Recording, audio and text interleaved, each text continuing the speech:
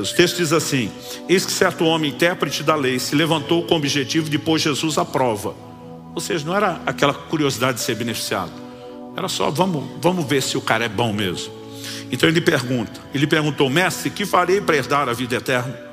Então Jesus lhe perguntou: o que está escrito na lei, como você entende? A isso ele respondeu: ame o Senhor seu Deus de todo o seu coração, de toda a sua alma, com todas as suas forças e com todo o seu entendimento, e ame o seu próximo como você ama a si mesmo. Então Jesus lhe disse: você respondeu corretamente, faça isso e você viverá, vai ter a vida eterna. Salmo 119, de 97 ao 101. O texto sagrado diz: quanto amo a tua lei, é a minha meditação todo dia. O teu mandamento me torna mais sábio do que os meus inimigos, porque eu o tenho sempre comigo.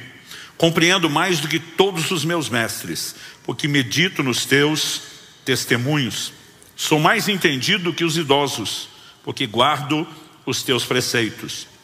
De todo caminho mau desvio os meus pés, para observar a tua palavra. Pai, nós pedimos mais uma vez graça, favor do alto.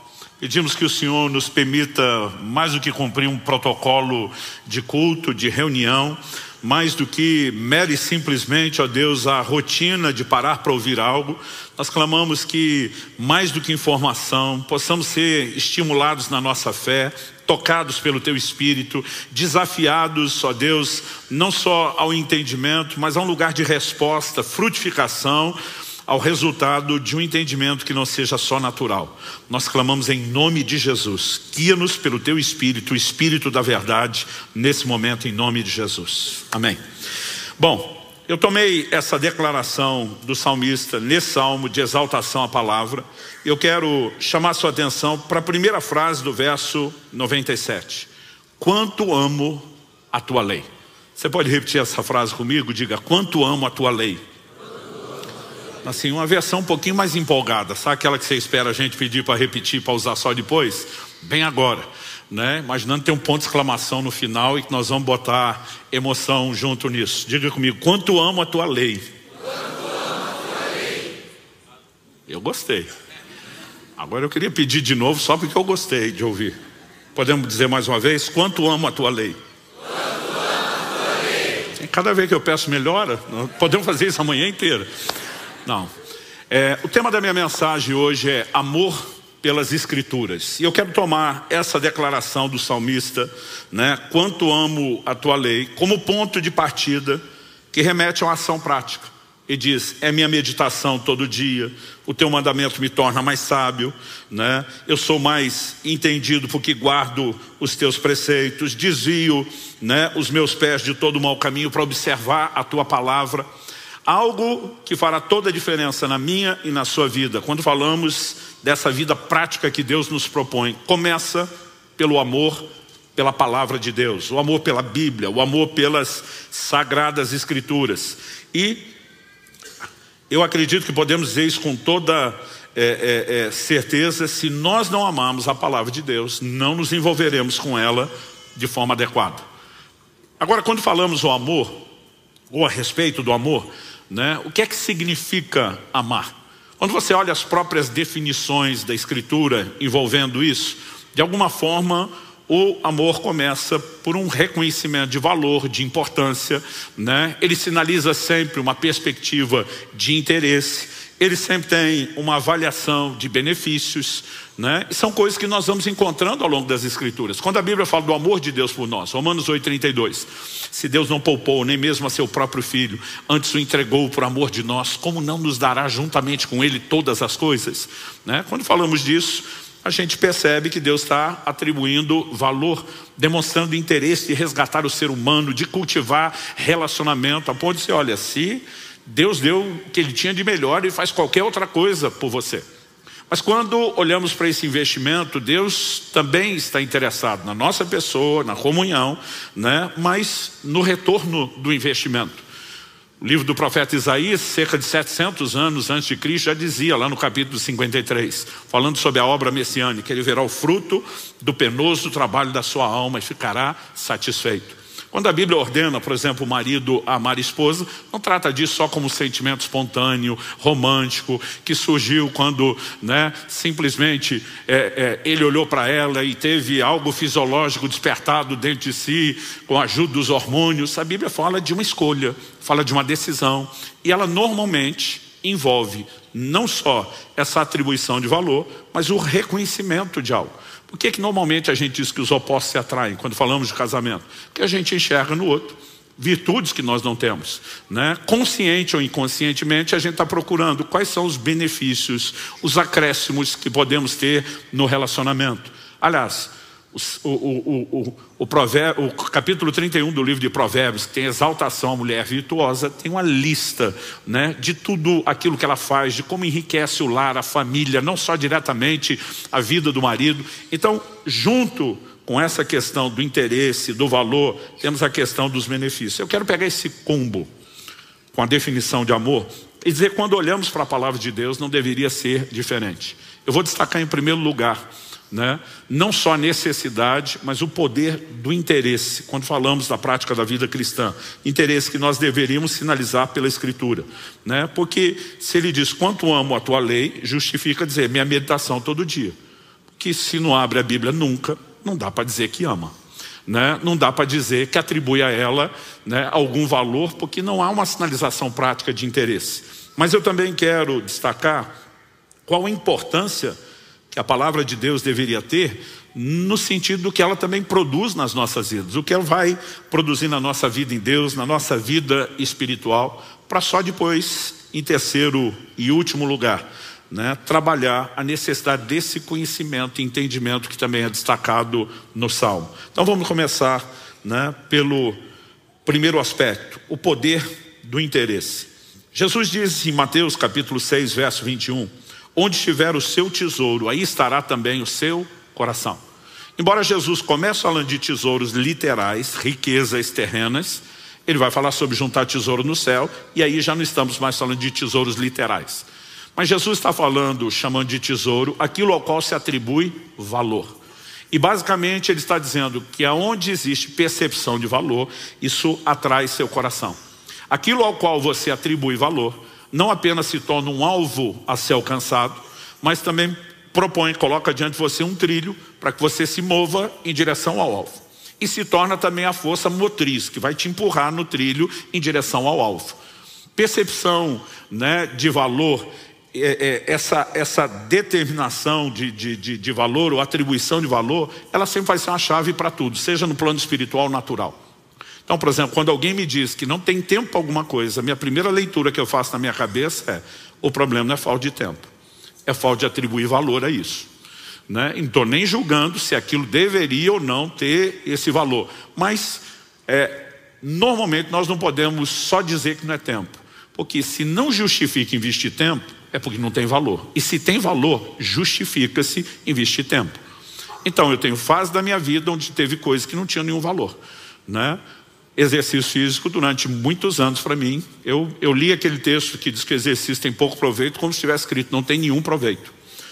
A partir do momento que eu comecei a entender na Bíblia e estudando e entendendo saúde, que é algo que Deus espera de nós, o cuidado, eu dei um jeito de arrumar tempo para exercício e cortar outras coisas que não deveriam ter o mesmo lugar de importância. Quando você vai para o plano espiritual, Jesus inclusive está usando essa declaração, onde estiver o seu tesouro, aí estará também o seu coração, para falar da necessidade de que você atribua valor às coisas espirituais, celestiais, para que você persiga esse tesouro. Então quando falamos disso, qual é o poder do interesse? Eu digo que o interesse, ele é a moeda de troca do reino de Deus. E eu sei que isso dói o ouvido de alguns, porque todo o combo da salvação, nós sabemos que Deus nos oferece pela graça, se recebe mediante a fé, então não envolve mérito. Como não envolve mérito, e a gente usa a expressão moeda de troca, pode soar uma contradição, mas eu te garanto que não é. Por quê? A mesma Bíblia que diz que todo o pacote de salvação está disponível na graça de Deus, diz que é pela fé que nós acessamos a graça. O homem sempre vai precisar interagir com Deus. Na interação, ele oferece alguma coisa para que ele possa acessar e usufruir outra.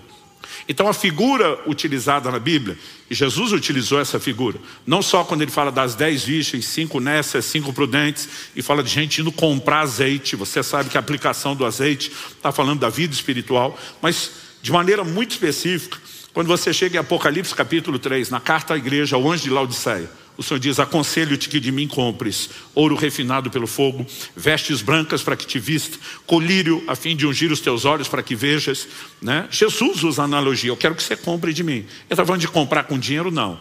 Onde é que entra esse elemento da troca, né? Jesus está falando de interação. Ele diz: você precisa oferecer algo para poder acessar e usufruir algo.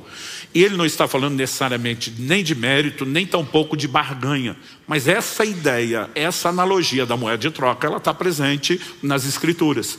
Em Isaías, no capítulo 55, no verso 1, o Senhor diz: todos vocês têm sede, venham às águas. E vocês não têm dinheiro, venham, comprem e comam. Sim, venham e comprem, sem dinheiro e sem preço, vinho e leite. Comprem sem dinheiro. Como é que se compra sem dinheiro? Normalmente, para quem não tem dinheiro, a gente diz: vamos dar o acesso gratuito. É doação, é o vulgo na faixa, 0800. Mas você não vai chamar de comprar. Agora Deus está dizendo: você vai comprar. Mas no reino de Deus, seu dinheiro não vale nada. Não para acessar as coisas espirituais. Então como é que se compra? Duas analogias são usadas aqui: sede e fome. Então ele começa o verso 1 do capítulo 55 dizendo: vocês têm sede, venham às águas. Assim como Isaías 44:3, Deus diz: derramarei água sobre o sedento. Por que Deus está oferecendo água para quem tem sede, para o sedento? Porque Ele vai dar água para quem valoriza a água, para quem vai aproveitar a água, para quem não vai desperdiçar a água. Quem está entendendo? O próprio Jesus, nos seus ensinos, diz: não deis aos cães o que é santo e não joguem pérolas aos porcos. O que significa jogar pérolas aos porcos? Ele diz: não adianta você dar algo de valor para quem não reconhece o valor daquilo e nem vai fazer bom uso daquilo. Agora, Jesus nos mandaria fazer algo que Ele, o próprio Deus, na sua coerência, Ele mesmo não faria. Se Ele fala para a gente não dar pérola aos porcos, não dar algo de valor para quem não reconhece, de onde é que nós vamos deduzir que Deus vai dar algo de valor para quem não reconhece o valor? Então, esse elemento do interesse é uma chave. Outro dia alguém me perguntou: pastor, me ajuda a entender um mistério que me deixa aqui meio bolado? Eu falei: vamos tentar. Qual que é? Ele falou assim: olha, Jacó trollar o Esaú, o irmão dele, naquela negociata do direito de primogenitura, se aproveitando do momento que o cara está com fome. Ele falou: eu entendo essa dinâmica entre irmãos, essa tentativa de um querer passar a perna no outro. Mas ele olha para mim e fala assim: me explica, como é que os céus autenticaram essa transação? Como que ele conseguiu que isso fosse validado no reino espiritual? Ele falou: é muito estranho para mim. Eu falei: a Bíblia não diz que os céus autenticaram o ato de compra de Jacó. Como não? Ele virou o herdeiro. Eu falei: mas a Bíblia não diz o que você está falando. Eu falei: o que você vai ler em Gênesis e na releitura feita em Hebreus é que Esaú desprezou o direito de primogenitura. A ênfase está no desprezo de Esaú, não na negociata de Jacó. Ainda que escolhendo uma forma errada, escusa, carnal, no mínimo Jacó está sinalizando interesse por aquilo que o irmão que está vendendo está desprezando. Ele era, na linha de sucessão, o próximo que teria direito à bênção desprezada pelo primeiro. Falei: o que a Bíblia está dizendo é que Esaú jogou fora. Os céus não autenticaram a compra de um, autenticaram o desprezo do primeiro. Dá para entender a diferença? Então, no reino espiritual, isso, é recorrente em todas as Escrituras. Quando não há reconhecimento de valor, quando não há manifestação de interesse, nós deixamos de ter acesso. Agora, a pergunta a ser feita é: isso é diferente quando falamos a palavra de Deus? Porque eu estou justamente destacando a necessidade de amar a Escritura, não só de ler, de amar as Escrituras. Então, em Deuteronômio, no capítulo 5, eu quero ler com vocês do verso 22 ao 27, nós temos um episódio que está registrado lá em Êxodo 19. Quando o povo sai do Egito, aquela geração que foi liberta da escravidão por Deus, e param no pé do Monte Sinai.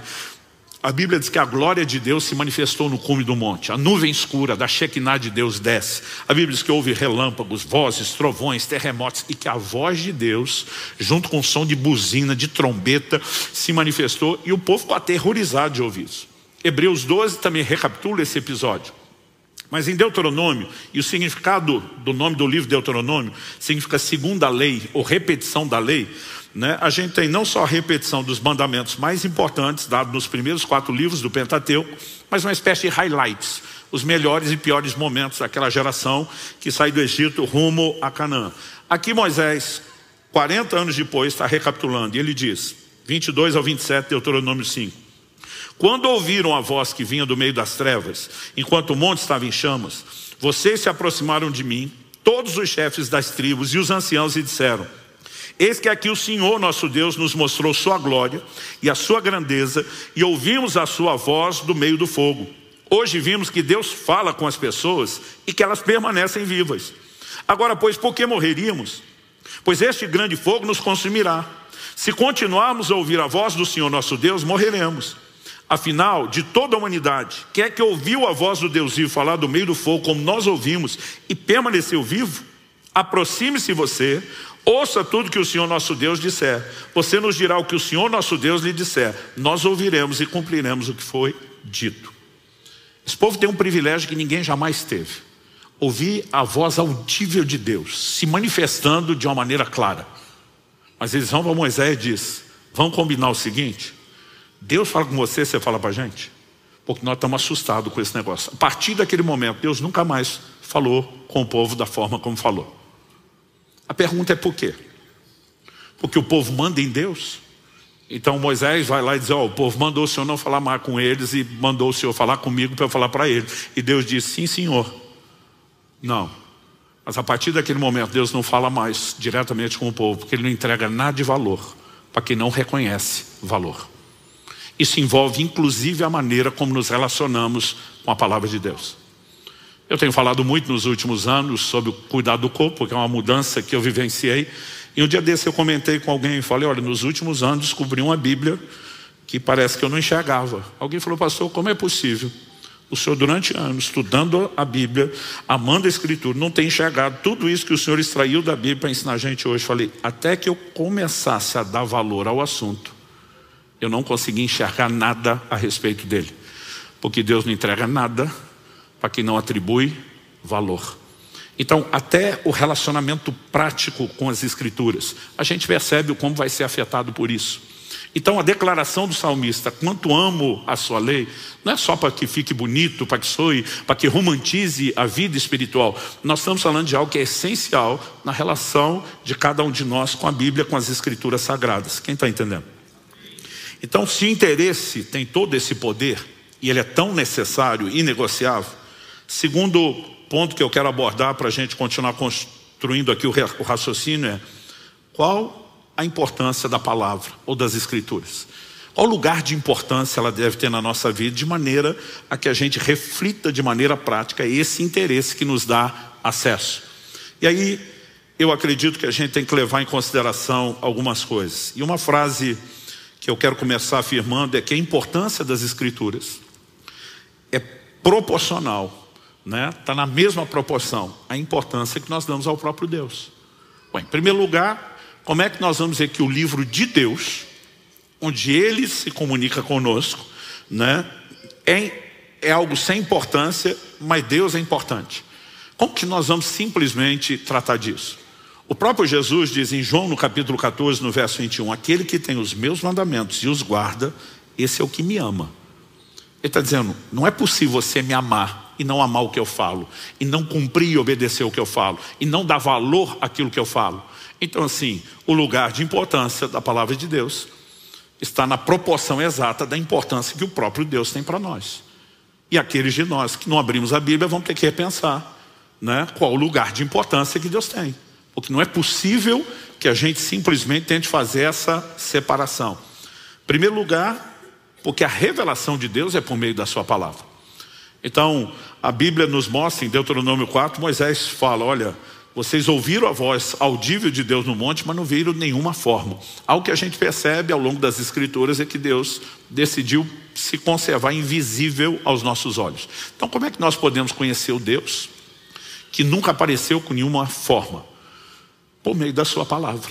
Jesus diz em João 5,39, examinais as Escrituras, porque julgais ter nelas a vida eterna. São elas que dão testemunho a respeito de mim. Se você quer conhecer o caráter de Deus, os atributos de Deus, o poder de Deus, a grandeza, né, seus propósitos, seu poder, tudo isso nos é revelado por meio da palavra. Então, eu e você, se de fato amamos a Deus e nos interessamos em aproximar e conhecê-lo, precisamos conhecer a palavra de Deus. Quando a gente fala de conhecer, não estamos meramente falando sobre informação, porque o plano e o propósito de Deus é e sempre foi relacionamento. A gente percebe isso desde a criação. Ele cria o homem para que a humanidade o busque, mas desde o início Deus também está buscando o ser humano. Ele visitava o primeiro casal no jardim todo dia. E eu gosto sempre de brincar que Deus não respeitou nem a lua de mel do casal, né? E está dizendo, eu quero estar com vocês todos os dias. Agora, o Salmo 25:14 diz, a intimidade do Senhor é para aqueles que o temem, aos quais Ele dará a conhecer a sua aliança. Então a Bíblia não fala apenas de um conhecimento distante, ela fala de proximidade, intimidade do Senhor. Isso envolve temor, sim, mas o temor do Senhor não é algo que nos mantém distante dele. É o que nos leva a um comportamento reverente, de reconhecimento de quem Ele é, da sua grandeza, mas que nos permite ainda assim acesso. E o acesso, quanto maior for a intimidade, acredito que maior também será o temor, porque essas coisas não são excludentes. Mas quando ele diz, aos quais Ele dará a conhecer a sua aliança, aliança é o termo usado largamente na Escritura, desde o Antigo Testamento, para falar da lei de Deus, dos mandamentos de Deus. Então, a própria palavra nos leva à intimidade com Deus, e a intimidade aumenta a compreensão da palavra de Deus. Eu creio que só aqui nós temos um excelente motivo, né, para destacar aqui a importância da palavra. Mas nós também podemos pensar nos benefícios que desfrutamos por meio da palavra de Deus. O que ela pode fazer na minha e na sua vida? Em primeiro lugar, nós temos que começar do começo, do ponto de partida, salvação. Eu citei agora há pouco, João 5,39, examinais as Escrituras, porque julgais ter nelas a vida eterna. Jesus diz, de fato, ela fala disso. Elas testificam a respeito de mim. E eu sou aquele que veio prover vida eterna. Então, assim, não há salvação a não ser por meio da compreensão da mensagem de Deus na sua palavra. Em Lucas 16, há um mês atrás, eu preguei aqui uma mensagem titulada Está Escrito, estabelecendo fundamentos de que a Bíblia é o livro de Deus, inspirado por Deus, como, né, devemos olhar de uma forma geral. Hoje, né, estou meio que continuando o assunto e tentar levar você para esse entendimento. Poxa, o que de prático nós vamos fazer no sentido de mergulhar um pouquinho mais fundo. Mas já naquela ocasião, a gente destacou essa questão da salvação pela palavra. Em Lucas 16, quando Jesus fala do rico e o Lázaro, e fala do rico pedindo, manda o Lázaro de volta, advertir meus irmãos para eles não virem para o inferno. A resposta dada, né, naquela mensagem por meio de Abraão é, eles têm Moisés e os profetas, ouçam-nos. Tipo, a Escritura já foi dada. Quer escapar da condenação eterna, quer salvação, ouça as Escrituras. Então, o ponto de partida é esse. Mas quando nós falamos de salvação, nós nunca podemos limitar isso somente à experiência inicial da conversão. Porque quando falamos de salvação, a gente precisa pensar num combo. O livro de Filipenses fala sobre desenvolver a salvação com temor e tremor. Então aquilo que começa na conversão, ele continua, ele cresce, ele deveria ser desenvolvido depois. Então em 1 de Pedro, no capítulo 2, no verso 2, a Bíblia diz assim, como crianças recém-nascidas, desejem o genuíno leite espiritual, para que por ele seja dado crescimento para a salvação. Então, está falando de alguém que já se converteu. Para chamar de criança recém-nascida, espiritualmente, né, está sendo chamado de bebê aquele que acabou de nascer de novo. Teve a experiência de conversão, de regeneração. Mas como qualquer criança, para crescer, precisa de alimento. E ele diz que o crescimento para a salvação vem pelo alimento. Que alimento é esse? A própria palavra. A mesma palavra que nos introduz na experiência de salvação nos permite crescer na mesma experiência, em todos os processos de santificação, de amadurecimento. Aliás, quando a Bíblia usa essa figura do leite, evidente, está falando da palavra como alimento espiritual. Em Mateus 4,4 Jesus diz, nem só de pão viverá o homem, mas de toda a palavra que sai da boca de Deus. Jesus está dizendo, você não é só um corpo, uma matéria a ser alimentado. Você também é um ser espiritual. E o seu ser espiritual, o seu espírito precisa de alimento para subsistência, como o seu corpo precisa. E esse alimento é a palavra de Deus. Em Hebreus, no capítulo 5, ele vai falar, inclusive, sobre o que a gente pode chamar de um padrão de dieta diferenciado. Verso 11: a esse respeito temos muitas coisas a dizer, coisas difíceis de explicar, porque vocês ficaram com preguiça de ouvir. Outras traduções diz: se tornaram lentos para aprender, negligentes para ouvir. Do que ele está falando? Verso 12: pois quando já deviam ser mestres, levando em conta o tempo decorrido, vocês têm novamente necessidade que alguém lhes ensine quais são os princípios elementares dos oráculos de Deus. Oráculo, né? Está falando da palavra oral, falada de Deus. Passaram a ter a necessidade de leite e não de alimento sólido. Verso 13, ora, todo aquele que se alimenta de leite é inexperiente na palavra da justiça porque é criança. Mas o alimento sólido é para os adultos, para aqueles que pela prática têm as suas faculdades exercitadas para discernir não somente o bem, mas também o mal. Então, ninguém cresce sem tempo, mas ao mesmo tempo só o tempo não garante. Nós precisamos de algo que é prático. A Bíblia diz: aqueles que pela prática têm as suas faculdades exercitadas para discernir o bem e o mal, né? Algo difícil é você convencer um novo convertido de mudar em qualquer área da vida dele, se ele não está se expondo à palavra de Deus. Porque ela é a única coisa que tem a capacidade de aguçar as nossas faculdades para ir distinguindo: isso é mal, isso é bom, isso é mal, isso é bom, isso é mal, isso é bom. E há um envolvimento prático com as Escrituras que nos permite, por meio, quanto mais nos alimentamos dela, crescer e mudar inclusive o padrão da dieta.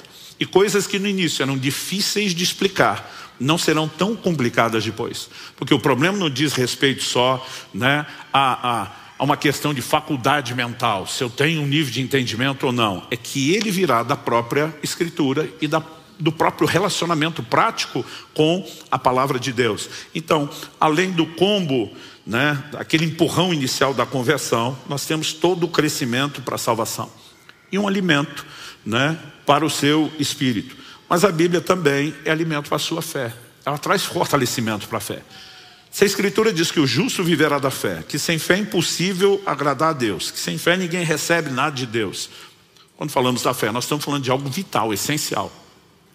A Romanos 10:17 diz que a fé vem por ouvir, e ouvir a palavra de Cristo, ou a pregação de Cristo.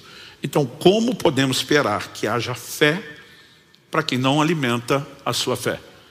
O apóstolo Paulo escreve a Timóteo e diz em 1 Timóteo 4:6, você será nutrido pelas palavras de fé que pegamos. Nutrido é alimentado. Palavras de fé, né? A própria pregação da palavra, ela vai nutrir e alimentar a nossa fé. Uma vez perguntaram para F.F. Bosworth, um evangelista muito usado por Deus em curas e milagres, e perguntaram para ele: por que você acha que alguns cristãos têm tanta dificuldade de receber a sua cura? E a resposta dele foi muito interessante. Ele diz: porque eles alimentam o seu corpo com 3 refeições quentes por dia, mas o seu espírito com um sanduíche frio por semana. Então nós precisamos entender qual a importância de alimentar a própria fé com a palavra de Deus. Isso vai fazer toda a diferença na minha e na sua caminhada.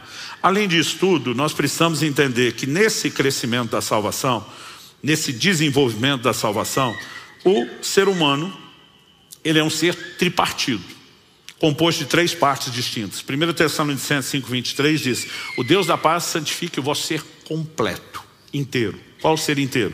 Ele diz: e o vosso espírito e alma e corpo sejam conservados irrepreensíveis até a vinda do Senhor. Espírito, alma e corpo. No processo de salvação, o seu espírito é regenerado no dia da conversão. O seu corpo será glorificado por ocasião da vinda de Jesus, quando mortos ressuscitarão e os vivos serão transformados.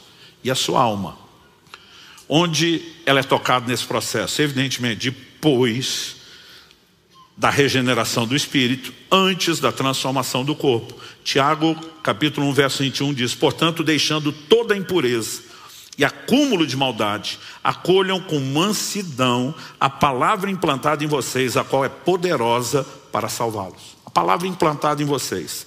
O apóstolo Pedro disse que nós somos regenerados pela semente incorruptível da palavra.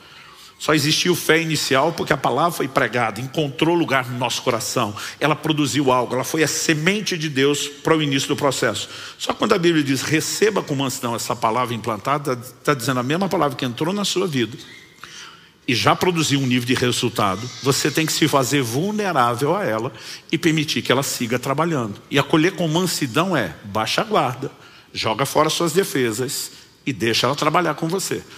E ele termina dizendo assim: a qual é poderosa para a Nova Almeida atualizada que eu estou lendo, assim como NVI, muitas dessas novas versões diz poderosa para salvá-los, não explica muito. O original diz a qual é poderosa para salvar as vossas almas. Algo que eu e você precisamos levar em conta, né, é que ele está focando um efeito da palavra na alma. A palavra traduzida alma, psique. Ela vai falar da mente, ela vai falar da razão, ela vai falar de emoções, ela vai falar de vontade. E a gente diz que a alma é a sede da personalidade que tem esse tripé: intelecto, né, vontade e emoções. A palavra de Deus trabalha lá. Salmo 19:7 diz: a lei do Senhor é perfeita e restaura a alma. Essa palavra traduzida salvar, ela é diferente da maior parte das palavras que são empregadas no Novo Testamento para se falar de salvação, que normalmente é sotero.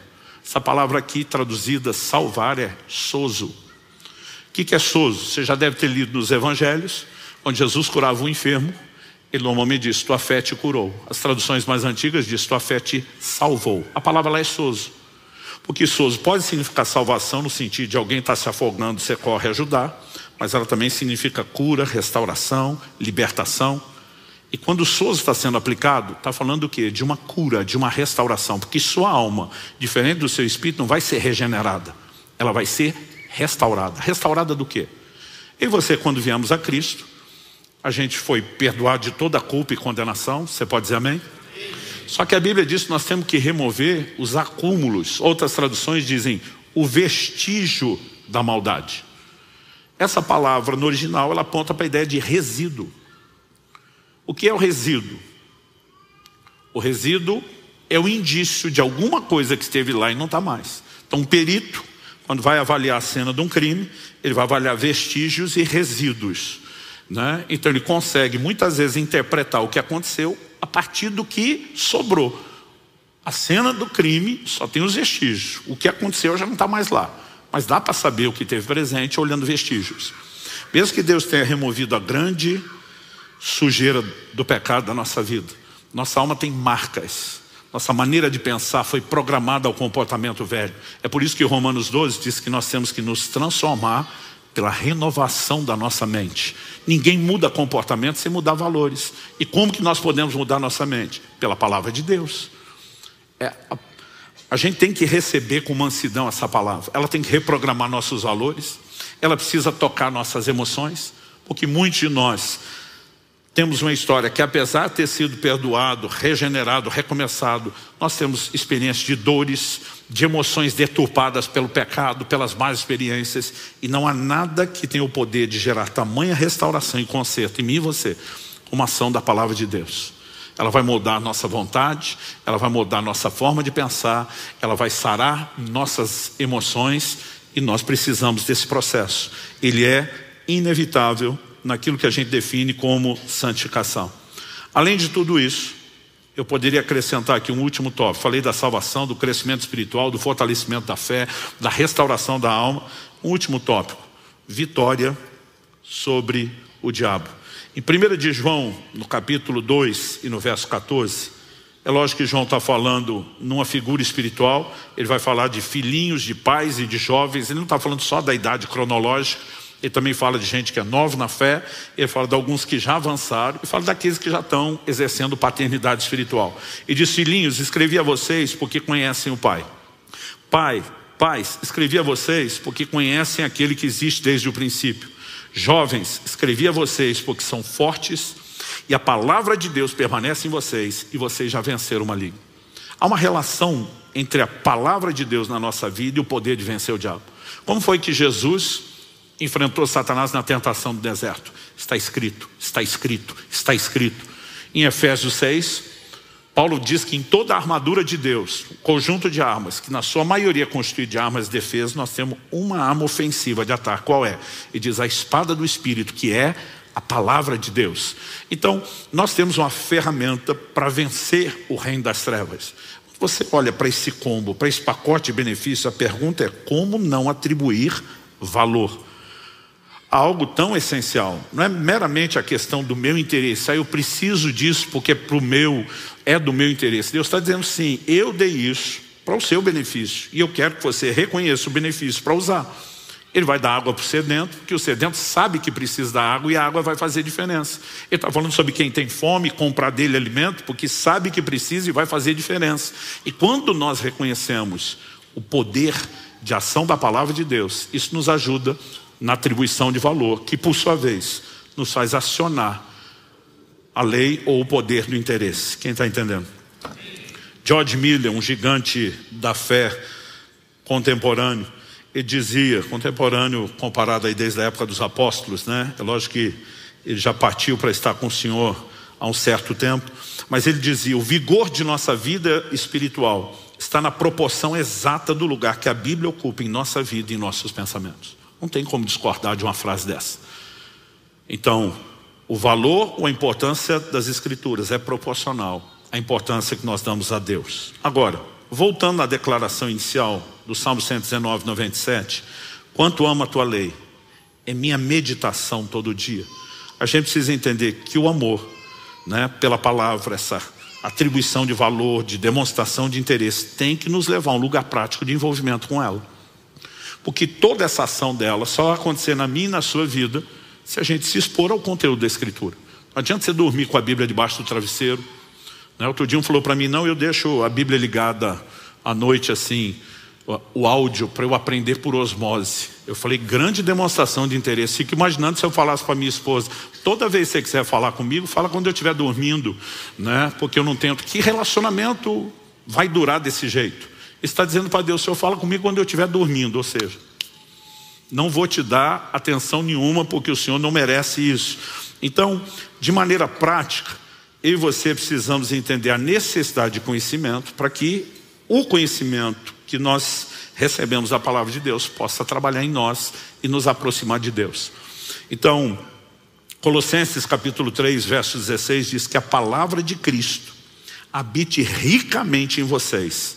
Instruam e aconselhem-se mutuamente em toda a sabedoria, louvando a Deus com salmos, hinos e cânticos espirituais, com gratidão no coração. Você pode repetir isso comigo? Diga que a palavra de Cristo habite ricamente em vocês.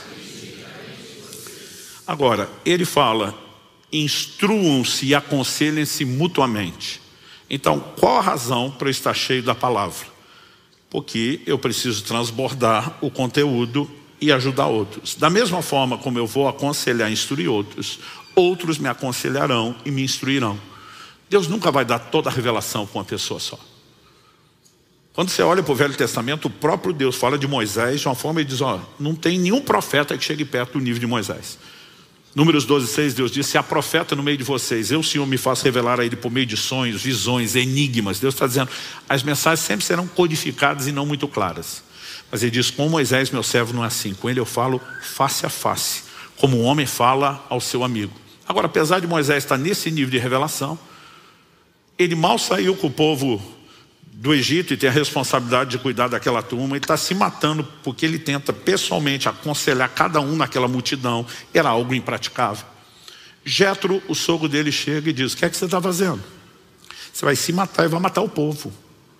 Levanta chefes de 100, de 50, chefes de 10, de 50, de 100, de 1000. Ele está propondo uma organização, quando você fala de um grupo grande, onde todo mundo possa ser cuidado e assistido.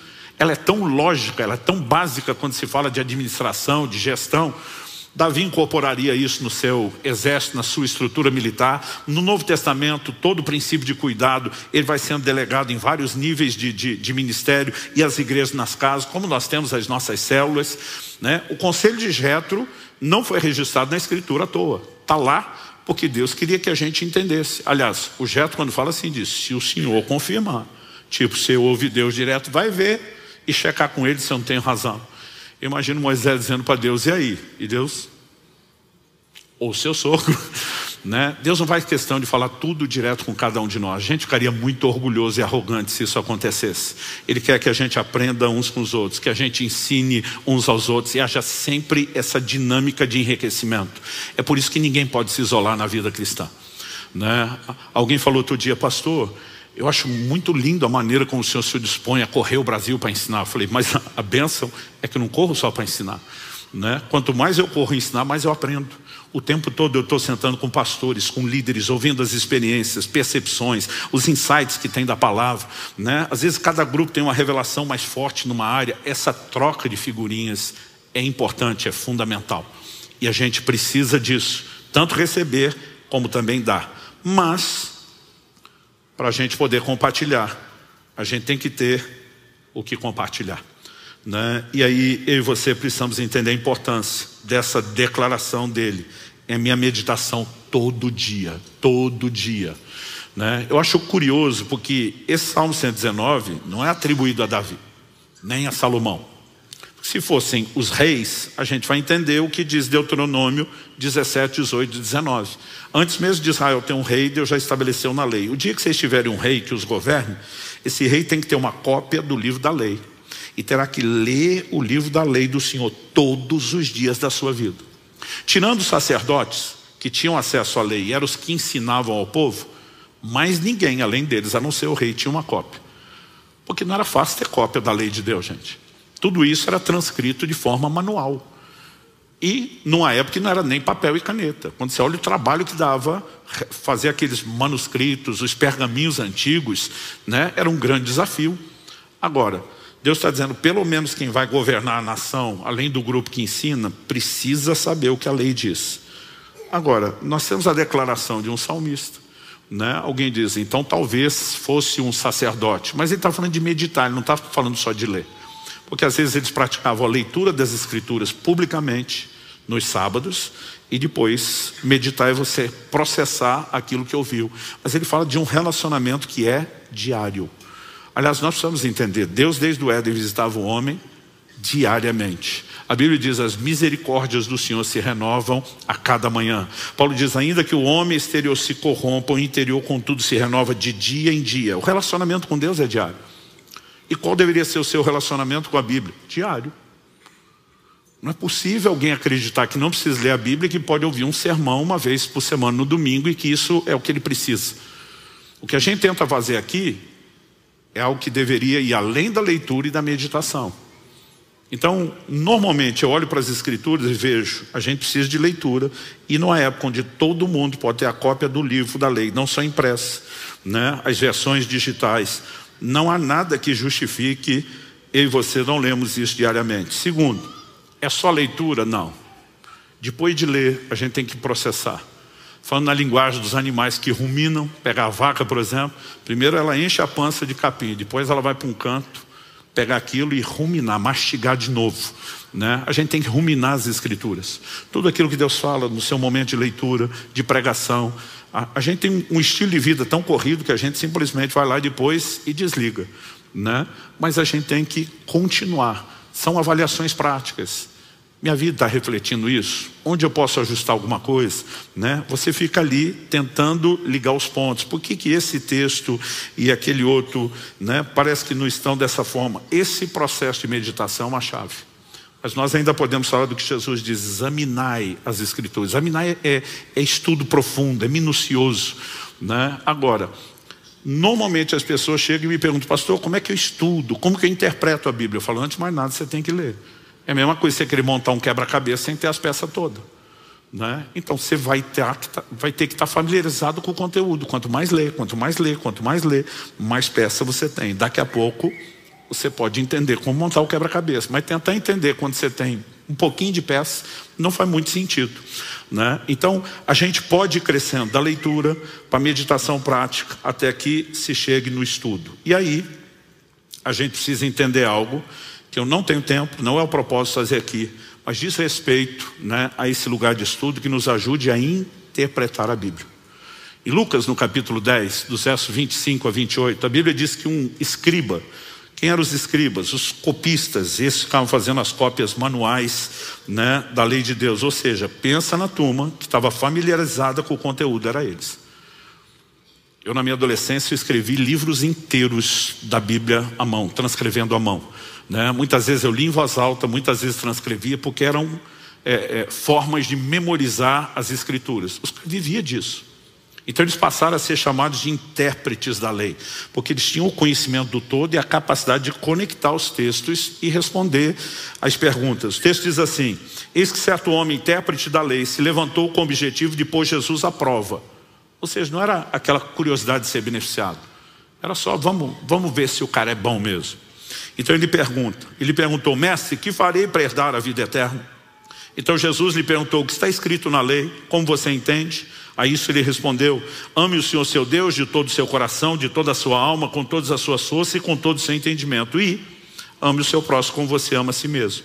Então Jesus lhe disse: você respondeu corretamente, faça isso e você viverá, vai ter a vida eterna, né? Algo que você percebe na mentalidade de debate que os judeus tinham, isso muito tempo do pensamento grego está sendo divulgado e fomentado, e Jesus faz isso muitas vezes, ele responde a pergunta com outra pergunta.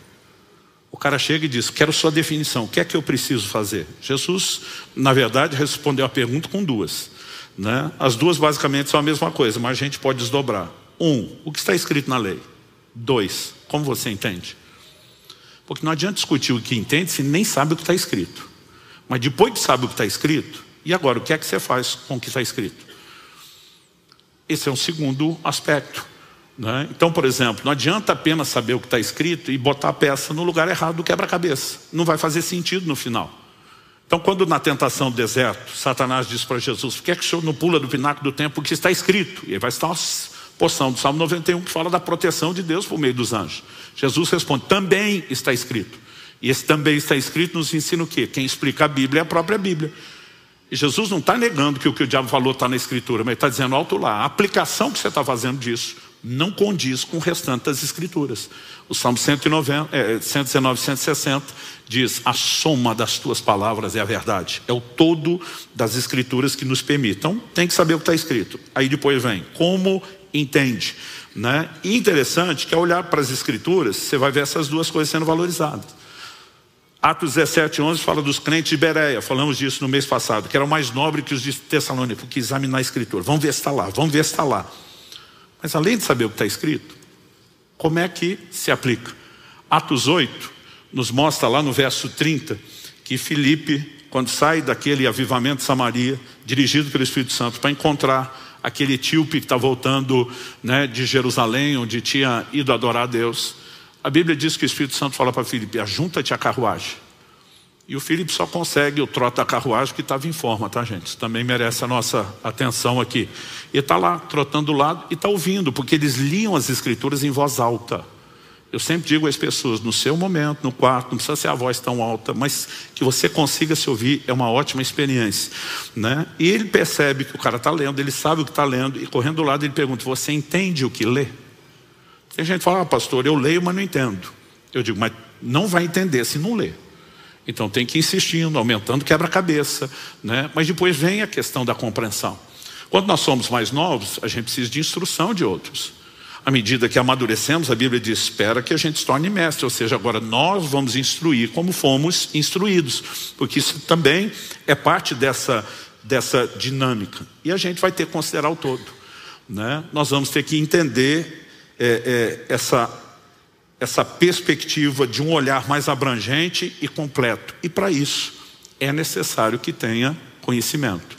Depois a gente começa ajustes, calibragens. Atos 18, 26 fala de Apolo, que aparece pregando com poder, dando testemunho, provas, né, por meio das Escrituras de que Jesus é o Cristo. Mas a Bíblia diz que ele só conhecia até o batismo de João. Ou seja, o cara precisa dar uma calibrada. E Priscila e Áquila vão lá e lhe instruem com mais precisão no caminho do Senhor. Não quer dizer que o que ele conhecia não era extraordinário, mas ainda estava faltando a calibragem, né? Estava faltando o entendimento de determinados aspectos que ele não tinha tido acesso ainda. E ele se tornou muito mais útil à igreja depois disso. Nós também descobrimos um princípio importante: se a Bíblia que explica a Bíblia e a verdade está no todo, a gente tem que saber conciliar aparentes contradições. Digo aparentes porque a Bíblia não se contradiz. Então meu pai sempre dizia: se você estiver diante de uma aparente contradição, que você tem na verdade é um desafio de interpretação. No próprio modelo de ensino de Jesus você vai ver isso. Por exemplo, em Mateus 22, de 41 a 46, Depois dos mestres, escribas, os fariseus, saduceus, todo mundo tentar pôr Jesus à prova, vir fazer as pegadinhas, todo tipo de pergunta, termina com a vez de Jesus dizendo: agora deixa eu fazer uma pergunta. E depois de Jesus fazer a pergunta, a história termina, verso 46, dizendo: ninguém podia lhe responder uma palavra. E a partir daquele dia ninguém mais ousou fazer perguntas. Tipo, a turma toda sai e diz: deu ruim, né? O cara respondeu tudo da gente, deixou a gente sem resposta, né? E isso precisa nos fazer avaliar. Mas o que é a pergunta que Jesus fez? Verso 41. Estando reunidos os fariseus, Jesus lhes perguntou: o que vocês pensam do Cristo? De quem é filho? Eles responderam: de Davi. E Jesus perguntou: então como é que Davi, pelo Espírito, chama o Cristo de Senhor, dizendo... E agora ele vai fazer uma citação do Salmo 110:1, o versículo do Antigo Testamento mais citado no Novo. Disse o Senhor ao meu Senhor: sente-se à minha direita, até que eu ponha os seus inimigos debaixo dos seus pés. Portanto, se Davi o chama de Senhor, como ele pode ser filho de Davi? E todo mundo emudeceu. Agora a pergunta é: Jesus está negando que o Cristo é filho de Davi? Não, o próprio Jesus, o Cristo, é da linhagem de Davi. E a Bíblia nos mostra uma promessa clara. Deus fez uma aliança com Davi, dizendo: da sua linhagem, né, não faltará ninguém que se assente no trono. Seu reinado vai ser eterno. Por quê? Deus está dizendo: alguém da sua descendência vai governar as nações para todo sempre. Eles entendiam isso, que não era apenas uma sucessão de descendentes, mas que em algum momento o Cristo viria da descendência de Davi. E a Bíblia registra que Jesus era da linhagem de Davi. Jesus não está negando isso, mas agora ele amplia: se é filho, como é que chama de Senhor? Porque na cabeça deles, o Messias era só um general de guerra, um governante. Eles não entendiam o aspecto espiritual. Agora, Jesus não estava negando, porque no ensino de Jesus, se o Cristo é Senhor e ele vem fazer algo espiritual, e nesse sentido, Davi é servo dele, ele ainda pode ser filho de Davi. Mas se ele só é filho sem ser Senhor, bagunçou todo o resto da compreensão. Então, os assuntos não são divergentes, eles são complementares. Só que eles têm uma parte do quebra-cabeça, não tem outra. E aí Jesus dá o checkmate: se é filho, como é que é Senhor? Aí ele simplesmente olha e diz: não sabemos responder. E nem Jesus responde. Tipo, durma com esse barulho e vão pensar a respeito, né?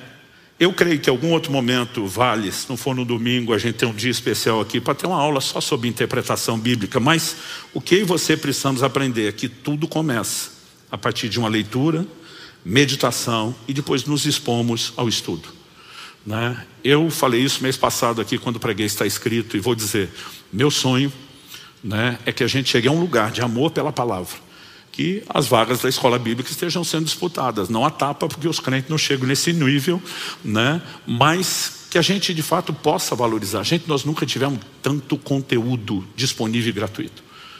Eu me lembro quando era adolescente, o nível de sacrifício que a gente fazia, de investimento para se deslocar e ouvir, aprender com as pessoas à distância. Hoje você tem acesso a tudo pela internet, conteúdo gravado, né? Nosso próprio ministério, agora estou falando do orvalho.com, que é o Ministério ao Corpo de Cristo. O que a gente mais faz é produzir conteúdo. Estamos chegando agora em dezembro, no final de uma série de 2 anos de ensino semanais, meia hora cada palavra, fundamentos doutrinários. Um conteúdo de 2 anos de ensino semanal gravado ali à disposição, né? Aí alguém me disse: não tem meia hora na semana para aprender doutrina bíblica? Eu digo: a Bíblia não é importante para você, né? A gente não tira tempo para ler as Escrituras, a Bíblia não é importante para você. E nós vamos ter que resolver se ela está ocupando o lugar de interesse, de atribuição e valor ou não.